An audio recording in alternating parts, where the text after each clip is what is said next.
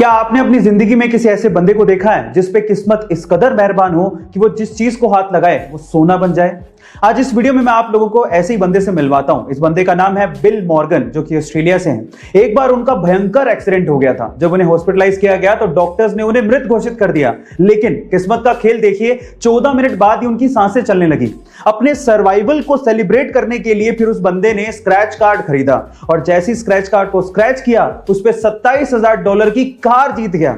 जब मीडिया वालों को यह पता लगा तो मीडिया वालों ने उस बंदे को फिर से अपने इस मूवमेंट को एनेक्ट करने को कहा। तो फिर उस बंदे ने वापस से स्क्रैच कार्ड खरीदा और गेस व्हाट, उसके बाद $2.5 लाख का वो जैकपॉट जीत गया। गाइस, इससे लकी बंदा मैंने तो अपनी जिंदगी में कभी नहीं देखा। आपको इसके बारे में सुन के कैसा लगा कमेंट सेक्शन में जरूर लिखिएगा। और 25 जून 2009 को the king of pop Michael Jackson की मौत हुई थी और बहुत से राज उनकी मौत के साथ ही दफन हो गए थे और उनमें से एक राज था एंटी ग्रेविटी डांस मूव का। गाइस, 1987 में माइकल जैक्सन की एक एल्बम रिलीज हुई थी जिसका नाम था स्मूथ क्रिमिनल और उसमें उन्होंने एंटी ग्रेविटी डांस मूव किया था, जिसमें वो 45 डिग्री तक बिना किसी सहारे के झुक जाते हैं और वो भी अपने बैक को सीधा रखते हुए।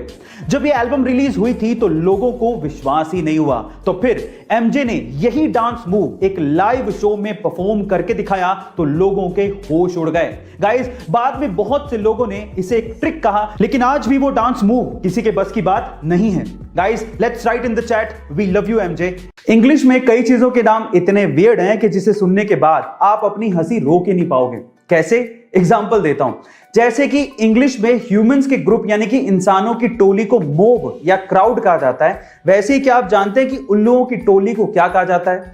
उल्लुओं की टोली को इंग्लिश में पार्लियामेंट कहा जाता है। इसी तरह से वाइल्ड बीस्ट की टोली को कंफ्यूजन, जिराफ की टोली को टावर, राइनोस की टोली को स्टबर्ननेस और पांडास की टोली को एम्बैरेसमेंट कहा जाता है। अब इन्हें नाम क्यों दिए गए आप लोग चैट सेक्शन में जरूर लिखिएगा। कुछ सालों पहले यूएस का एक बंदा प्रॉपर्टी खरीदना चाहता था, लेकिन उसे अर्थ का रियल एस्टेट बहुत ज्यादा महंगा लगा। एक रात को जब वो आसमान में चांद को देख रहा था तो उसे सिर्फ चांद नजर नहीं आया, उसे चांद पे रियल एस्टेट की अपॉर्चुनिटी नजर आई। एक्चुअली 1967 स्पेस एंटिटी जिसपे दुनिया के लगभग सभी देशों ने साइन किया है, उस पे ये लिखा हुआ है कि किसी भी देश या उसी सरकार का हमारे सोलर सिस्टम के सेलेस्टियल बॉडीज पे कोई अधिकार नहीं होगा, लेकिन उस पे किसी इंसान का जिक्र नहीं है। इसीलिए इस बंदे ने यूएन को एक लेटर लिखा और अपने आप को मून का ओनर घोषित कर दिया। वहां से कोई ऑब्जेक्शन आया नहीं तो इसने सोचा कि मुझे अप्रूवल मिल चुका है और तब से लेके आज 41 सालों तक वो और उसका बेटा क्रिस मून पे प्रॉपर्टीज सेल कर रहे हैं और वो लोग मून के 200 मिलियन एकड़ के मालिक हैं और वो भी $0 में। गाइस, अगर आपको मून पे प्रॉपर्टी खरीदनी है तो आपको इनसे कांटेक्ट करना पड़ेगा। आपको इंफॉर्मेशन कैसी लगी चैट सेक्शन में जरूर लिखिएगा। महाराष्ट्र के नासिक से कोरोना वैक्सीन को लेके एक अजीब सा वाकया सामने आया है। नासिक के अरविंद सोनार का यह दावा है कि वैक्सीन की दोनों डोजेस लगवाने के बाद उनके शरीर में चुंबकीय शक्तियां पैदा हो गई हैं। वो मैग्नेट मैन बन चुके हैं। मतलब यह कि उनके शरीर से सिक्के और चम्मच चिपकने लगे हैं।